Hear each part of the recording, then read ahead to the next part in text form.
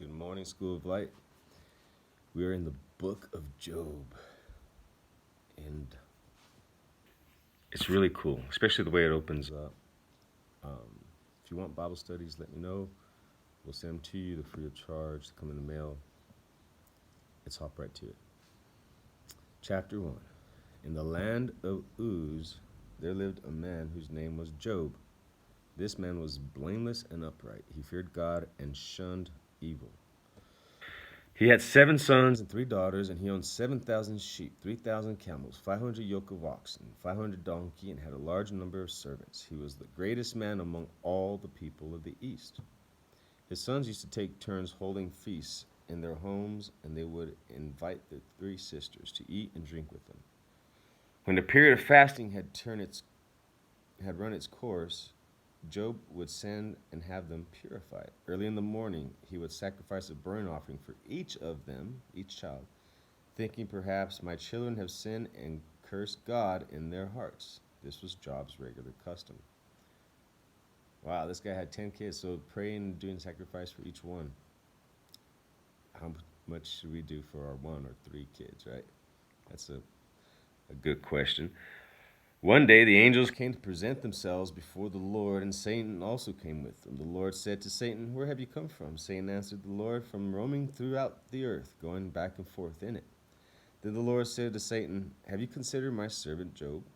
There is no one on earth like him. He is blameless and upright, a man who fears God and shuns evil." "Does Job fear God for nothing?" Satan replied. "Have you not put a hedge round him and his household and everything he has? You have blessed his work, the work of his hands, so that his flocks and herds are spread throughout the land. But stretch out your hand and strike everything he has, and he will surely curse you to your face." The Lord said to Satan, "Very well then. Everything he has is in your hands, but on the man himself do not lay a finger."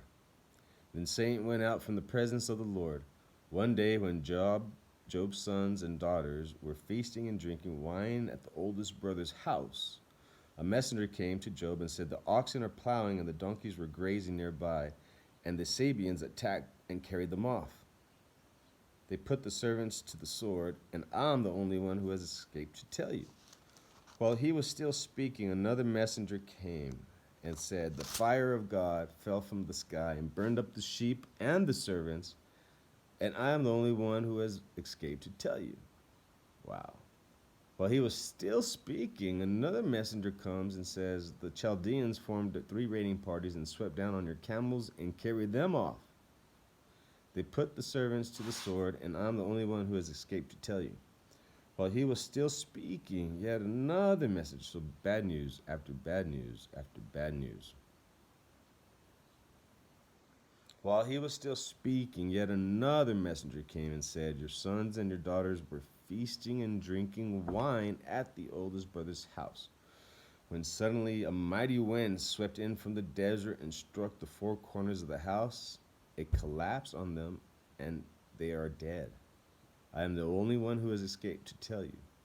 At this, Job got up, tore his robe, shaved his head, and fell to the ground in worship and said, "Naked I came from my mother's womb, and naked I will depart.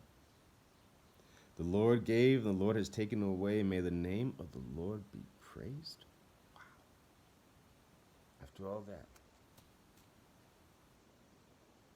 in all this, Job did not sin by charging God with wrongdoing.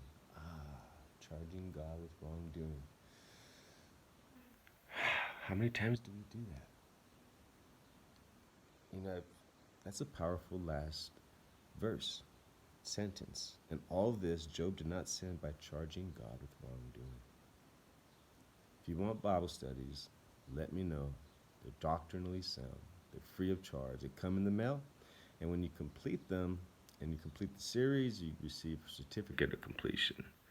So just let me know, and I'll do my best to fulfill your request. Have a good one.